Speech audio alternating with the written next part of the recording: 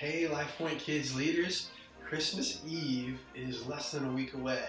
And so I just wanted to touch base with you for the Christmas Eve services. I'm going to give you a quick rundown of how that'll all look as a little video training for Christmas Eve. It'll be similar to what we normally do, but there are definitely a few nuances that are going to change from a typical Sunday with a kids performance and bringing the preschoolers in for the full large group. So I just want to run through some things with you, give you a heads up so you're all prepared on Christmas Eve.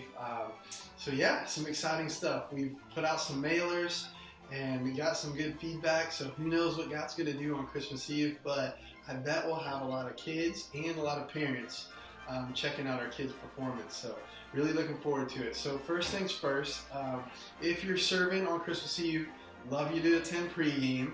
We're only going to do one pregame, and that's going to be at 4:30, half an hour before service starts. We're also asking parents that have kids that are going to be a part of the performance to come a little bit early that Sunday, just so we can get them all prepared. We're going to be practicing on the 23rd, which is really nice. So just try to do your best to make it to pregame at 4:30, and obviously the plan is that you'd attend one service and then that you would serve during the other. And so that way you can still come to pregame and everything should be great.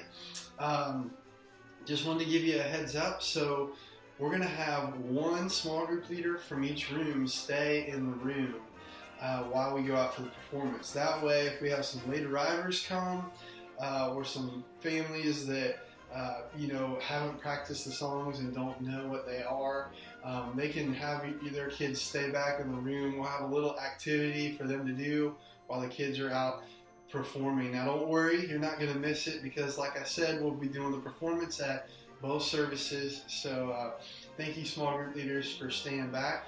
The rest of the small group leaders and the jump back leaders that'll be serving that day, we're going to use you to bring the kids in. We're actually going to have choir stands on the sides of the stage. So we'll have one group on one side on the choir stands, another group on the other side on the choir stands, and then one group actually on the stage in the middle. And the reason for that is so that people can see their kids. So they're not going to be singing much. The preschoolers will be singing, but they'll be doing the motions to the songs for the most part to attract. So should be a lot of fun. Looking forward to it. So now I'll just tell you real quick the layout of how things will go.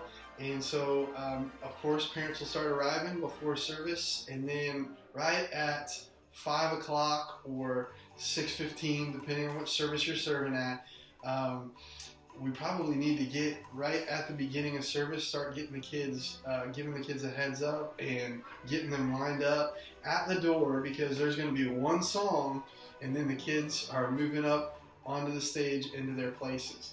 So we're going to be practicing through this on the 23rd, so the kids should have a good idea of where to go and all that. But just to give you a heads up, that will be the plan. So if you're in juniors or you're in crew, pretty much right at the beginning of service, just give the kids a little bit of a heads up, have them get lined up, and then right after the first song, we'll give the producers a heads up, and then have them start leading the kids out for the songs.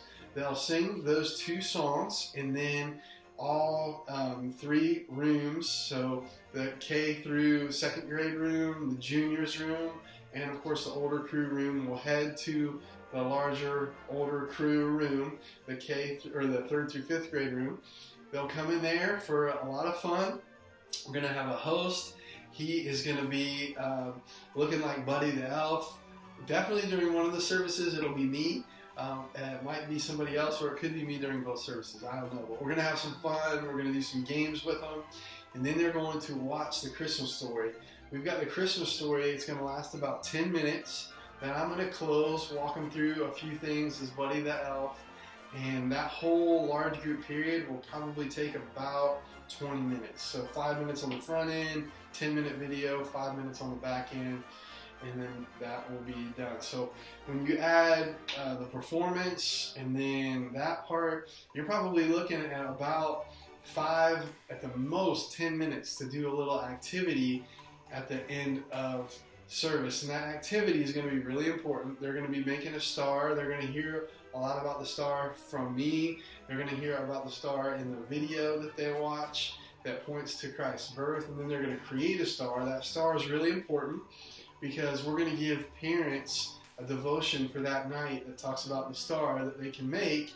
I'm going to ask them to, if it's a clear night, for them to look out in the sky, out a window or something, and check out some of the stars, and then talk about just some fun things about Christmas night and trying to get their imaginations before they head to bed, and let mom and dad have a little bit of God moment with the Lord, with their sons and daughters at home that night. So that'll be it, and then we're going to give them a little bag on the way out. So producers are going to have that devotion, and then a little candy cane, not a bag.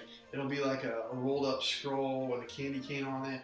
So every kid, even if they weren't a part of the performance, will get that, and now we'll have that devotion in there as they head out. So the whole services are shortened. We're only going to have 45-minute services. So from 5 to 5:45, and then from 6:15 to 7. So that will kind of be the layout of everything that we're going to be doing. Let's see. We'll start activity. We talked about that. Leave parent meeting page. Candy cane. We talked about that with the producers. So yeah, that pretty much sums up the day.